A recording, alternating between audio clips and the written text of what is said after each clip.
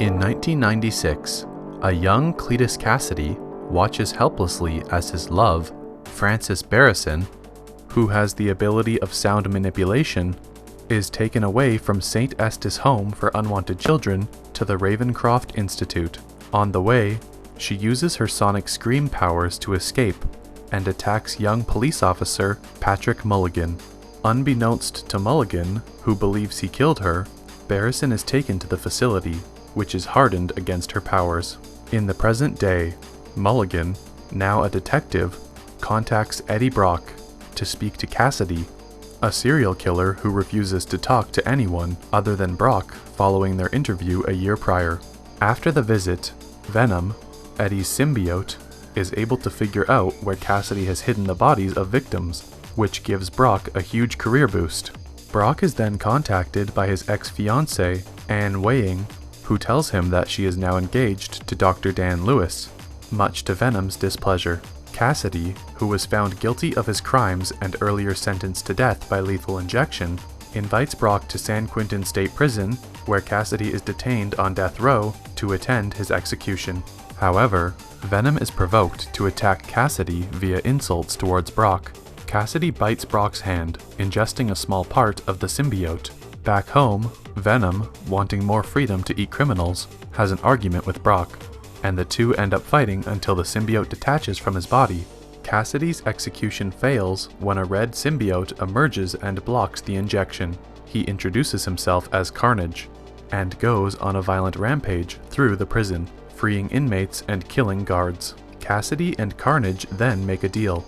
Carnage will help Cassidy break out Barrison from Ravencroft, and Cassidy will help him eliminate Brock and Venom. Mulligan visits Brock at home and warns him about the situation. In Ravencroft, Cassidy frees Barrison, and they travel to their old children's home to burn it down. Mulligan, suspicious of Brock due to his interactions with Cassidy before Carnage emerged, takes Brock to the police station. Brock refuses to answer Mulligan's questions and contacts Weying as his lawyer. Brock reveals that Venom has separated from him and needs the symbiote to fight Carnage together. As Venom makes his way through San Francisco by hopping from body to body, Weying finds and convinces him to forgive Brock. She bonds with Venom and breaks Brock out of the police station.